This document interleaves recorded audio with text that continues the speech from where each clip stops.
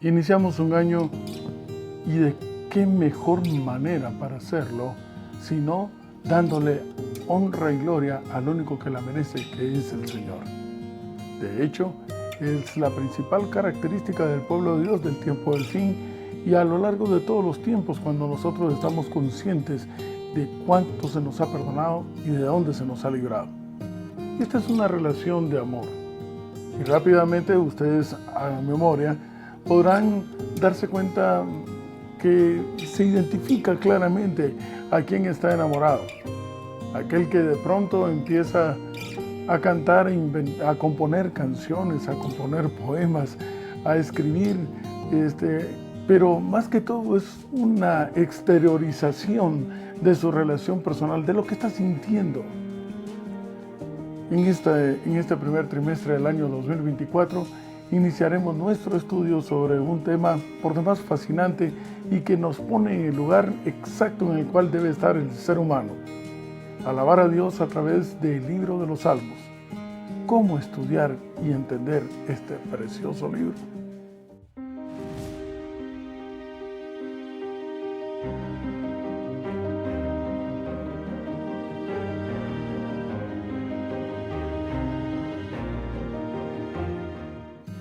Y me encuentro buscando en el libro de Apocalipsis, en el último libro de la palabra de Dios, Apocalipsis, en el capítulo 14 y el verso 12 y el verso 3. Y dice la palabra de Dios, hablando acerca del pueblo del tiempo del fin: y cantarán un cántico nuevo delante del trono, delante de los 4 seres vivientes y de los ancianos. Y nadie podía aprender el cántico, sino aquellos 144,000 que fueron redimidos de entre los de la tierra. Notarán ustedes de que no hay una estrofa escrita, lo hemos dicho varias veces, no hay una composición ya establecida. La exteriorización de una relación íntima, de una experiencia personal, es la que identificará al pueblo de Dios del tiempo del fin. ¿Por qué? Porque nadie puede contarle a otros lo que no conoce. Sentirse redimido, sentirse rescatado de las garras de la perdición eterna, sentirse liberado, sacado, extraído de una sepultura también eterna, lleva una gratitud que es el principio natural de la gloria a Dios, la profunda gratitud, y que a su vez se mezcla con una expresión que nace de amor también íntimo y personal hacia aquel que por su infinita misericordia no nos olvidó, se acordó de nosotros y fue hasta allá, a lo más profundo y lo más negro y oscuro de este mundo, para podernos rescatar. ¿Cuáles son las notas de felicidad que tú personalmente podrás brindarle al Salvador como gratitud de esa experiencia? Solamente tú lo sabrás, y ni siquiera en este instante, sino que en el mismísimo momento en que estás viviendo esa experiencia de ser rescatado de entre este mundo de inmundicia, ser rescatado y transformado en un abrir y cerrar de ojos para ser llevado de vuelta a casa. El libro de los Salmos, ¿saben ustedes que este vocablo Salmos, en la etimología tanto griega como latina, implica y significa un canto, una alabanza, pero específicamente a Dios? Insisto, es una experiencia personal. Y lo podremos notar, por ejemplo, si analizamos en Éxodo, en el capítulo 12 y el verso 11 al 13. Busquémoslo, por favor, acompáñenme. Estoy en el Antiguo Testamento, en el segundo libro, Éxodo capítulo 12. Estoy en Éxodo, en el capítulo 12, y voy directamente hacia el versículo 11, y del versículo 11 al 13, aunque no lo leeremos en detalle, pero la parte final del verso 11 dice: celebraréis es la Pascua de Jehová. Verso 12, ¿por qué? Pues yo pasaré aquella noche por la tierra de Egipto. ¿Saben ustedes? El vocablo Pascua viene de la raíz paje, pase, pasar por alto, De ahí que es incorrecto preguntar qué pasó cuando algo ha sucedido. Lo correcto sería preguntar qué sucedió, porque pasar implica en sí un movimiento, un estado de traslación. En este caso era una fiesta que se conmemoraba de acuerdo a Levíticos capítulo 23. El verso 13 señala que fue un momento de liberación. En Levítico capítulo 23 ustedes encontrarán que es la primera fiesta que se celebra, y estoy específicamente en el verso 5 del capítulo 23. En el mes primero, a las 14 del mes, entre las 2 tardes, Pascua es de Jehová. Un recordatorio de cuán poderoso ha sido el Señor y liberó al pueblo de Israel. Este inicio de Pascua, tal y como lo encontraremos en el estudio de esta semana, es graficado en una experiencia personal de profunda gratitud por algunos de los autores de los salmos. Habían varios, entre ellos especialmente fue David. Y usted encontrará que el Salmo 113 y el 114 lo que hacen es relatar esta experiencia de liberación. Al principio, y de hecho, era parte de la ceremonia de la fiesta pascual, entonar y cantar o declamar estos salmos previo a la cena. Y posterior, al final de la celebración de la fiesta, entonces el Salmo 115 al 118, que habla de igual manera acerca del proceso de liberación. Yo puedo imaginar cómo habrán sido esas reuniones. Reuniones en las cuales, aunque ahora ya no es usual, pero lo recuerdo en mi época de infancia, previamente a veces en las reuniones familiares, previo a la cena, previo a la comida en la cual compartíamos todos, a veces pasaban unos a cantar, otros pasaban a declamar, pero básicamente toma nota de que todos aquellos que son autores de estas obras de arte literaria, lo único que han hecho es plasmar una experiencia personal y humana. En algunos es su vida propia, en otros simplemente le cantan al amor, pero algo que es siempre experimentado por otras personas. Así que, si déjame escuchar, diría el texto, déjame escuchar que cantan tus labios y te diré quién está habitando en tu corazón. De hecho, durante el día había también una relación de una experiencia que se desbordaba de aquel que estaba el espíritu que estaba inundando su vida. Salmos 145 al 150 es testigo de esto. Por eso un trovador argentino decía: no puede ser una buena persona aquel que no tiene un canto en el corazón. Apreciados amigos y hermanos, déjame escuchar que están cantando tus labios. Te diré quién habita en el corazón. Si estás triste, pues entonces cantarás o buscarás alguna composición que más o menos esté identificando y que esté diciendo a otros cómo tú te sientes por dentro. Pero aquel que está consciente de cuánto se le ha salvado, de cuán inmerecidamente se le ha rescatado, y como decíamos al inicio, ya hacia la posición que se les ha llevado de ser nuevamente reconocido como hijo de Dios, no puede tener otra estrofa, otro canto en sus labios más que simplemente la de honrar y glorificar el nombre de Dios. Al fin y al cabo, lo hemos dicho varias veces, la música es de origen divino, creada única y exclusivamente para darle honra y gloria al Señor. Cualquier otra desviación no es nada más que una estrategia del enemigo que busca pretender ocupar el lugar que le corresponde al Señor. Que si los salmos son inspirados, que si deberían de ser parte del canon bíblico.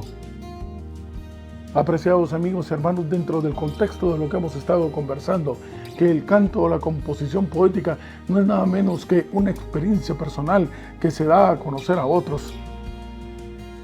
No es algo que se escribió sin sentido. Incluso las obras de arte en las pinturas, sea cual fuere la técnica que se utilice, no es nada menos que también un reflejo del autor, de su experiencia personal. Tú puedes, a través de las obras de arte o escuchar a través de las composiciones musicales, cómo era ese hombre, ese individuo, cómo era el artista.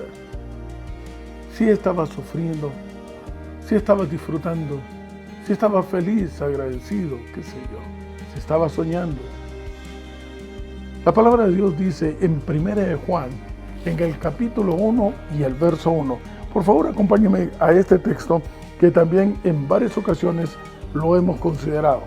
Pero es básicamente la esencia del conocimiento exteriorizado de aquellos que se han encontrado con el Señor y que quieren saber cómo expresar su maravillosa experiencia con Él. Algo así como exactamente lo que Pedro dijo en su primer discurso al ser lleno del Espíritu, del poder del Espíritu Santo. Contar las maravillas de Jehová. Pues bien, 1 de Juan, en el capítulo 1 y el verso 1, hay un resumen de lo que Juan habla acerca de lo que puede ser tu experiencia y la mía, sin necesidad de mayor estudio. Simplemente dar testimonio. Lo que era desde el principio, lo que hemos oído, lo que hemos visto con nuestros ojos. Y imagínate que ni siquiera estamos hablando de lo que nos han contado.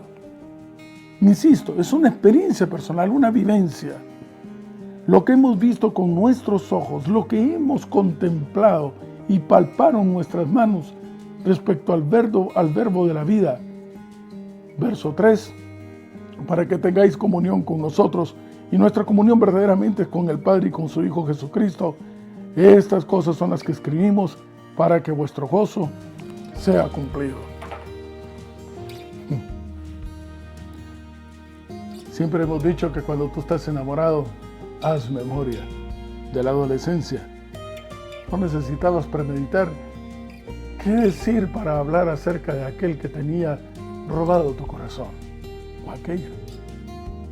Simplemente dabas rienda suelta. O los padres amando a sus hijos para poder decir cuánto les inundan por dentro.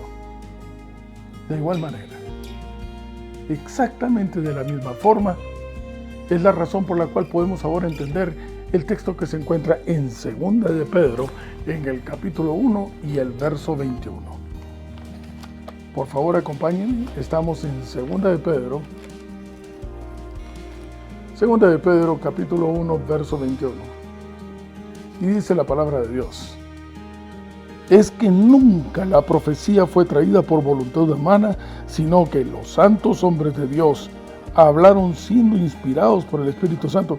En primer lugar, notemos algo.